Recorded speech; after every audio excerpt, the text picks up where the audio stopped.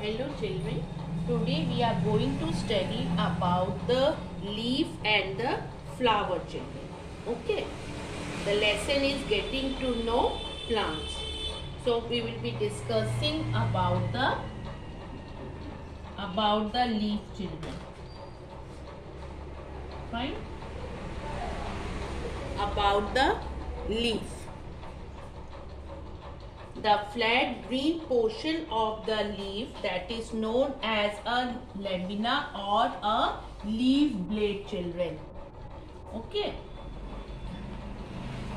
When we talk about the leaf, dear children, so the flat green portion of the leaf is known as lamina or leaf blade children. Okay. Then it is attached to the stem by a narrow short stalk that is called as a petiole. Fine children. This is known as a petiole. Okay. Then children, there are veins. You can see the lines in the leaf that are known as the veins. The lines you can see that are known as the veins children. These veins are called the midrib,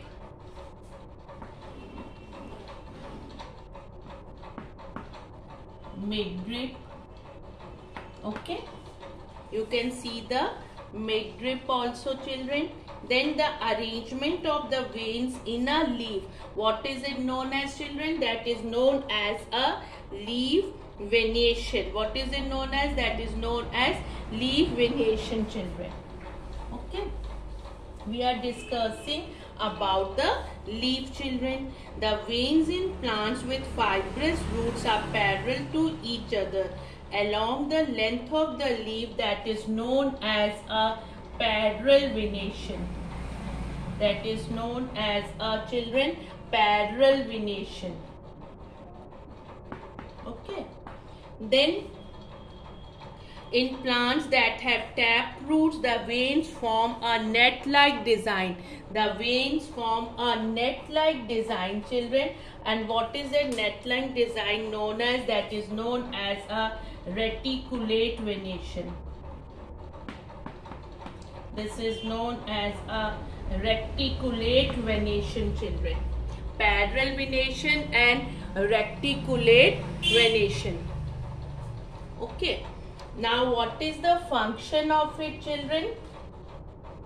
The veins in a leaf transport water, minerals and food, and also provide support to the leaf. Now let us discuss the functions of leaf children. Now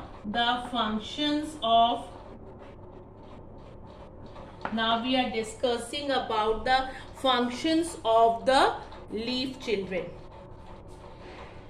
The leaves are green in color, you all know children, and the presence of which pigment? That is chlorophyll. It has a green pigment. It has a green pigment children, that is known as a chlorophyll. That is known as a chlorophyll children. This green pigment is known as a chlorophyll.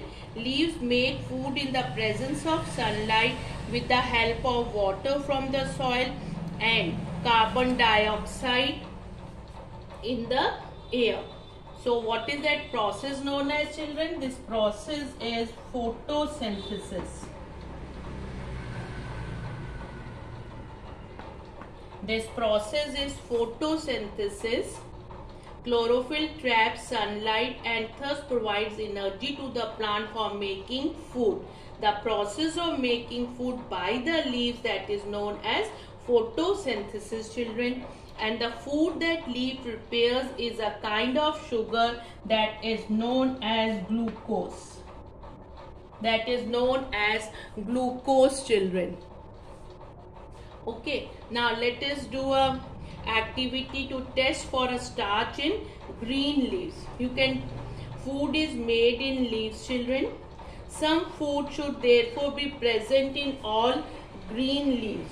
Okay, so we are going to test a starch in a green leaf. We can test leaves for the presence of starch using iodine solution.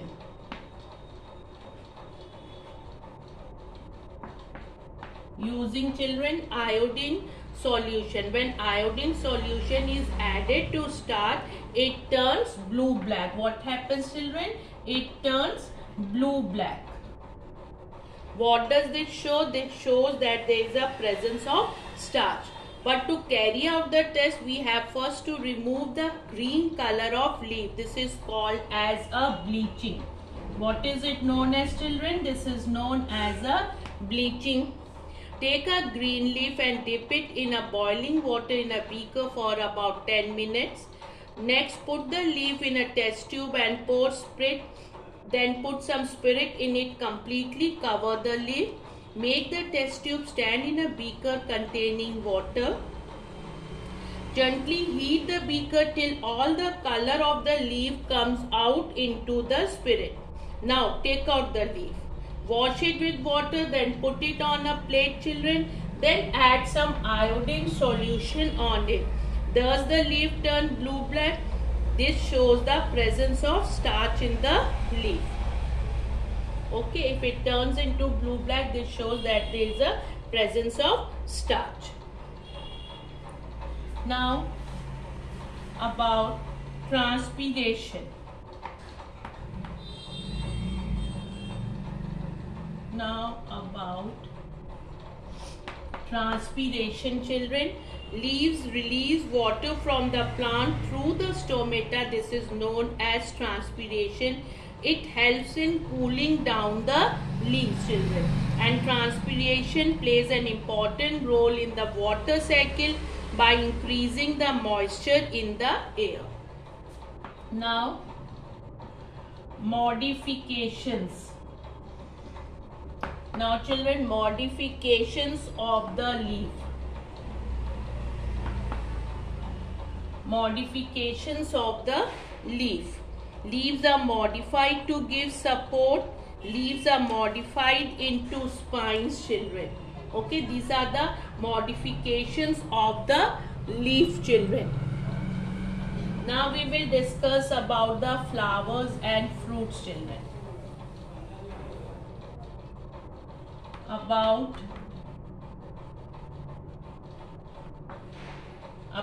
flowers.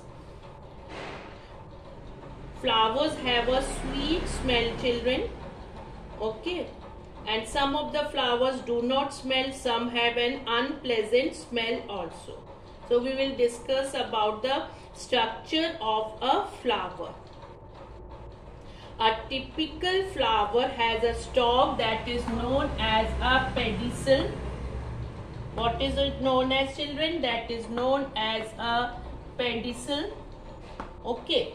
Then, children, the uppermost part of the pedicel is wider.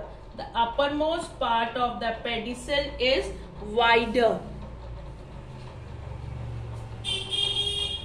Okay. It is wider, children. Then what is that wider part known as, children? This wider part is known as thalamus. Clear? On the top of the thalamus, the different parts of the flower are arranged in rings or whorls, children. The outermost whorl consists of a green leaf-like structure that is known as a sepal, children. What is it known as? That is known as a sepals. This is sepals, green in color. These protect the flower when it is still a bud, children. Then next to the sepals are the petals, children. What are that, children? That are the petals. That are the petals, children. These are generally highly bright in color and scented, which attract the insects. Now if you remove the petals, children, we can see the stamens, and these are the male parts of the flower. Now in the center, children, a flask-shaped structure is present. That is a flask-shaped structure in which in the center the ovules are arranged. In the center the ovules are arranged. This is female reproductive part. We are discussing about the female reproductive part, children. What is it? Ovules, ovary, style and stigma. This is ovary, style and stigma. This is the female reproductive part, children. And there are male parts of the flower. Each stamen consists of a thin green, children, stalk or filament. Thin green stalk or filament. This one, thin green, this is a filament, children.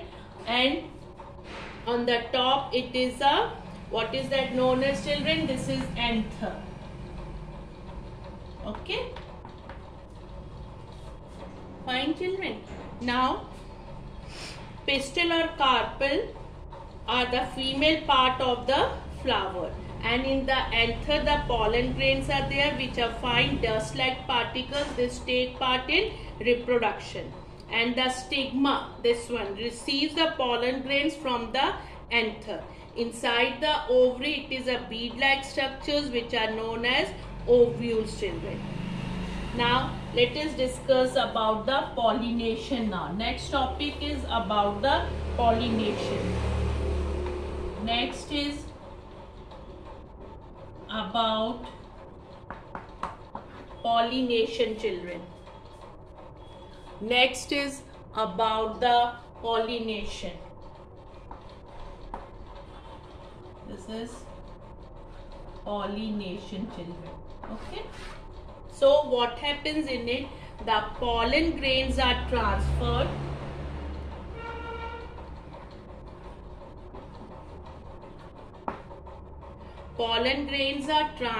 from the anther to the stigma. From the anther